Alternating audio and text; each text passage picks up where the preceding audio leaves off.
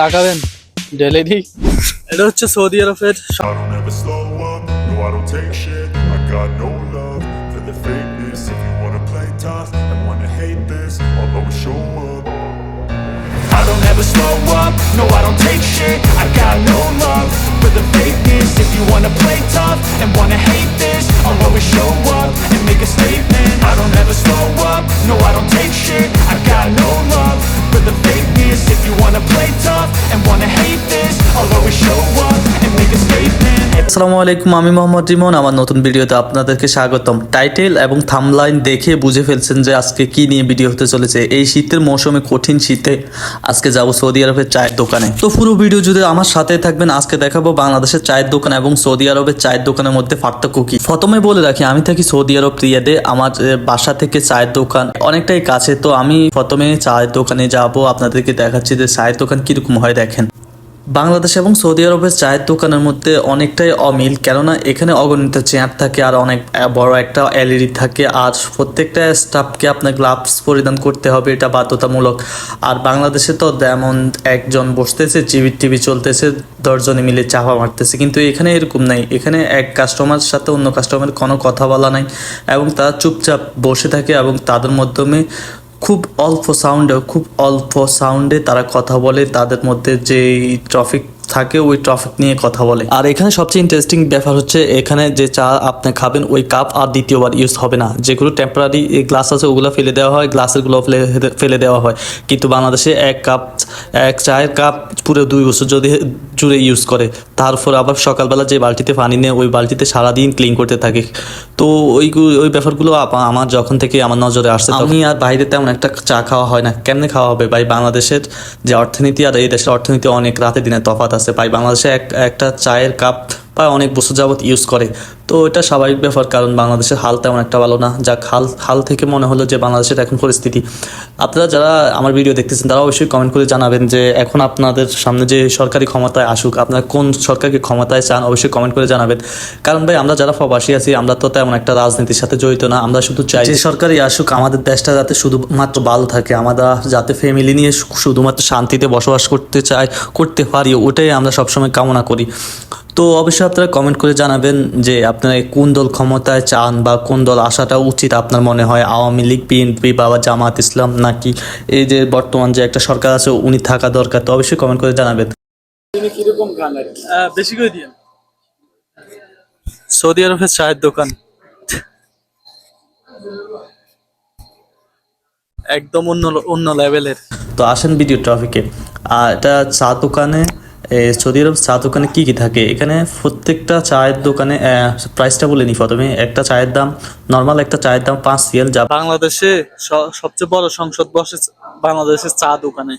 এদেশেও বসে, কিন্তু দেখানো যাবে না। ওদের দিকে ক্যামেরা দিলে আমাকে হয়তো তেড়ে আসবে, এই জন্য দেখানো যাবে না। এটা হচ্ছে এগুলো, চায়ের দোকানগুলো হচ্ছে সবচেয়ে বড় সংসদ ভবন। বাংলাদেশ টাকায় পরে আপনার 150 টাকা, আর যারা যেগুলো একটু দাম বেশি ওগুলো পরে আপনার 15 টাকা করে, যা বাংলাদেশে 400-500 টাকা পরে। এই যে গ্লাসগুলো দেখতেছেন এগুলো টেম্পারারি গ্লাস, এগুলো ফেলে দেওয়া হয় এবং যে কাঁচের গ্লাসগুলোতে দেওয়া হয় ওইগুলোও ফেলে দেওয়া হয়। একবার ইউজ হয়, একবারে বেশি 2বার ইউজ হয় না। কারণ যারা সৌদি আছেন তারা অবশ্যই অবগত আছেন যে এই দেশের বল দিয়ে কতটা কঠিন এবং তারা তাদের খাদ্য সংগ্রহণ বা খাদ্যের ব্যাপারে তারা অনেক সিরিয়াস। ইউটিউব কয়টা দিচ্ছেন ভাই? একটা, দুটো কত? দুটো কত? আচ্ছা ভাই, ধন্যবাদ ভাই, আই লাভ ইউ ভাই। এই জন্য তো বাংলাদেশকে ভালোবাসি। অবশ্যই ঠিক আছে ভাই, আমি বার্গার শপে কাজ করি। কোনো বাংলাদেশি চাইলে আমি বলি যে 7 আপ গেলন, আমি বার্গার দিয়ে। এই ছেলেটা একজন বাংলাদেশি ছেলে। ওর সাথে আসলে কথা হচ্ছিল যে হ্যাঁ, ও আসলে চায়গুলোর দাম অনেক টাকা, যা আমাদের পক্ষে কিনা সম্ভব না। তো উনি আমাদের জন্য কিছুটা ডিসকাউন্ট রাখছে। তো আমি ওনারা বলছি আর কি যে এমনি আমিও যে বার্গার শপে কাজ করি, তো অনেক বাঙালি ভাই আসে যে বার্গার খাওয়ার জন্য, কিন্তু আমাদের এখানে একটা বার্গারের দাম প্রায় 50 রিয়াল, তো যা বাংলাদেশি টাকা প্রায় 1500-1600 টাকা পড়ে। তো বাঙালি ভাইরা আসে 10 টাকা 5 টাকা দিয়ে বার্গার খাওয়ার জন্য। তো আমি বলি যে ভাই, আসলে আমরা যে বার্গার শপে কাজ করি ওখানে আমরা কিছু বার্গার খাইতে পারি, কিন্তু আমরা খাই না, কারণ প্রতিদিন কয়বার খাম। তো এই জন্য মাঝে মধ্যে অনেক বাঙালি ভাইকে আমরা ফ্রিতে বার্গার দিই। জাস্ট ওনাকে এই বিষয় নিয়ে আলাপ করতেছিলাম। ধন্যবাদ ভাই। এটা হ্যাঁ, ধন্যবাদ ভাই। ইতিমধ্যে আমাদের চা কিনা শেষ। জাস্ট বাংলাদেশি বাই হওয়ার কারণে কিছুটা ডিসকাউন্ট দিচ্ছে, তো আমরা কিনে নিয়ে এখন যে সংসদ আছে ওখানে গিয়ে বসবো, যেখানে সবাই মিলে আড্ডা দিই, ওই জায়গায় গিয়ে বসবো। আর ওই ছেলেটা আসলে অনেক মায়াবী, অনেক ভালো একটা ছেলে। আসলে প্রত্যেক বাংলাদেশি যে একজন বাংলাদেশি হিসেবে আরেকজন বাংলাদেশি এমনই হওয়া উচিত। আমাকে ডিসকাউন্ট দিচ্ছে এই জন্য বলতেছি না ভাই, আসলে সবাই তো আর একরকম হয় না, বুঝছেন?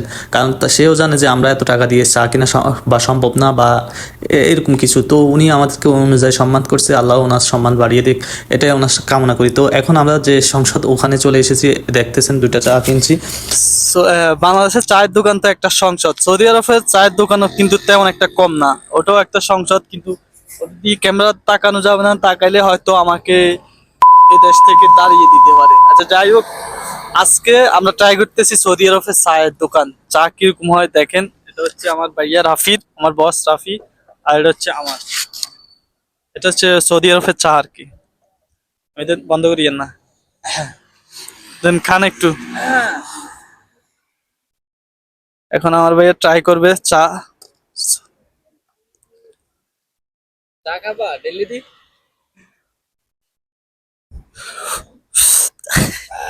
দেখেন সংসদ গুলা, এদেশেও সংসদ বসে ভাই।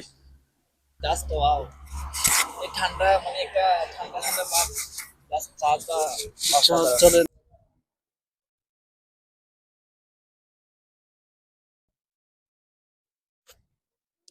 গরম বেশি। আর সবচেয়ে একটা ইন্টারেস্টিং ব্যাপার হচ্ছে এদেশে চায়ের দোকানে মেয়েরাও বসে।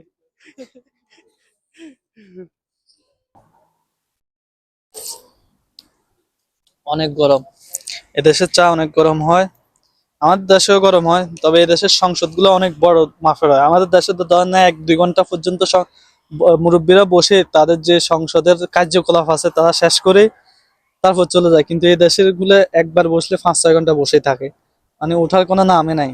এদেশের সংসদের অনেক বড় বড় হয়, গাড়ি দিয়ে মানে বিএমডাব্লিউ করে চলে এসে তারা সংসদে বসে। চা খাবেন? ঢেলে দিই।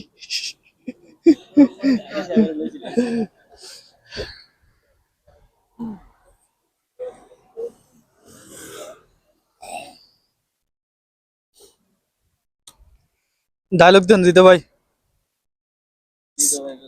আচ্ছা রাফি ভাই বলেন, সাবস্ক্রাইব দিমন, সাবস্ক্রাইব সাবস্ক্রাইব। সবাই সাবস্ক্রাইব করে দিবেন। আসলে আমি তো মহামূল্যবান বক্তব্য দেব কি, সবাই রিমন ভাইয়ের চ্যানেলটি সাবস্ক্রাইব করে দিবেন। এতটুকুই, উনি নতুন ভিডিও করতেছে, সবাই ওনার জন্য দোয়া করবেন, উনি যেন আরো এগিয়ে যেতে পারে।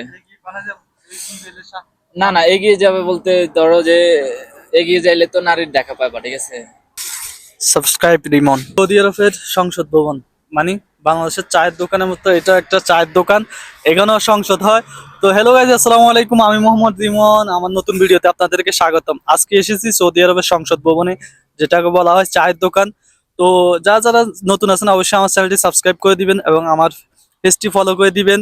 তো আপনাদেরকে আজকে দেখাবো যে সৌদি আরবের চায়ের দোকান। দেখেন সৌদি আরবের চায়ের দোকানগুলো এরকম হয়, চেয়ার থাকে, টেবিল থাকে বাংলাদেশের মতোই। দেখেন আমি ফুলটা জিনিস দেখাচ্ছি, এখানেও সংসদ ভবন বসে বা মুরব্বীরা যেরকম আমাদের বাংলাদেশে বসে এখানেও বসে। দেখুন প্রতিটা আমাদের মুরব্বীরা তো জাস্ট 1-2 ঘন্টার জন্য বসে তাদের যে কাম কাজ আছে সংসদ ভবনের ওগুলা শেষ করে, কিন্তু এখানে তো তারা বসে ঘন্টার পর ঘন্টা, 5-6 ঘন্টা বসে থাকে, কিন্তু ওঠার কোনো নাম গন্ধ নাই। দেখুন এটা হচ্ছে সৌদি আরবের চা, আর এটা হচ্ছে কাপ, এটা হচ্ছে 1 গ্লাস। সৌদি আরবের 5 রিয়াল হচ্ছে বাংলাদেশে প্রায় 160 টাকা। এই চাটার দাম বাংলাদেশের 160 টাকা। কি গরম, এই ঠান্ডাকালে চা অন্যরকম টেস্টি ভাই। তো আজকের ভিডিও এতটুকুই। তো যারা যারা আমার চ্যানেলে নতুন আছেন অবশ্যই সাবস্ক্রাইব করে দিবেন। দেখা হবে পরবর্তী ভিডিওতে। খোদা হাফেজ।